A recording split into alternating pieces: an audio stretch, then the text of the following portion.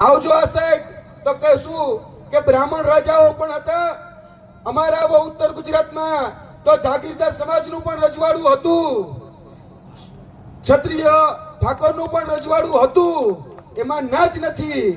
એટલે જે અપમાન થયું છે એ અપમાન એ નારીનું થયું છે, યાદ રાખજો.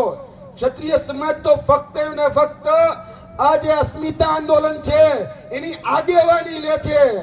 ક્ષત્રિય સમાજ એ ખાલી આની આગેવાની છે.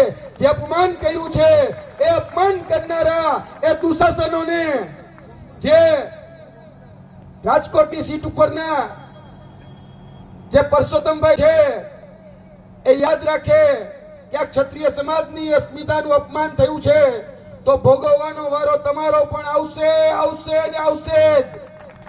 કેમ કે દુશાસને જ્યારે ચીરહરણ કર્યું ત્યારે ત્યાં બેઠેલા ગંગાપુત્ર ભીષ્મ હતા, ત્યાં બેઠેલા ગુરુ દ્રોણ હતા, ત્યાં બેઠેલા ગુરુ કૃપાચાર્ય હતા, એ પણ મુખ દર્શક બનીને જોતા હતા, જેમ ભારતીય જનતા પાર્ટીના અત્યારના 156 ધારાસભ્યો જોવે છે એમ.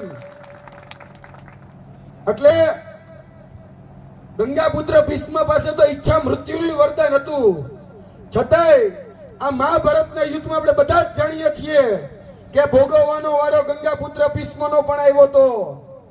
ભૂલ એ દુશાસનની હતી, ભૂલ એ દુર્યોધનની હતી, પણ ભોગવવાનો વારો આખા કૌરવ પક્ષનો આવ્યો તો યાદ રાખે આ સરકાર. એટલે ભારતીય જનતા પાર્ટીને કહીએ છીએ કે તમારા દુશાસને જે અપમાન કર્યું છે એનો ભોગવવાનો વારો પૂરેપૂરી ભારતીય જનતા પાર્ટીનો આવશે, આવશે ને આવશે. જબરજસ્ત તાળીઓ વાળો.